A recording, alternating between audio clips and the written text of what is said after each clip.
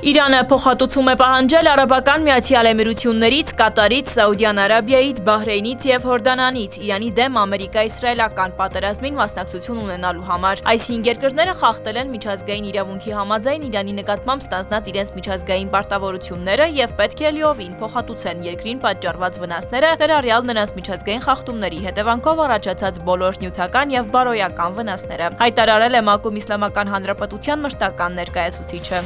Լուկաշենկոն մոբիլիզացիայի կոչ է արել դժվար ժամանակներում գոյատևելու համար։ Սրանք անորոշ ժամանակներ են, որպես նախագահ ես չգիտեմ, թե ինչից ես պատրաստ եմ։ Աշխատում ենք, որ ապրենք, մեկ կարգախոս աշխատել ապրելու համար, ոչ թե գոյատևել, այլ ապրել։ Իսկ հետո ոչ ոք չգիտի, թե աշխարհի հզորները ինչ կանեն, նշել է պետության ղեկավարը։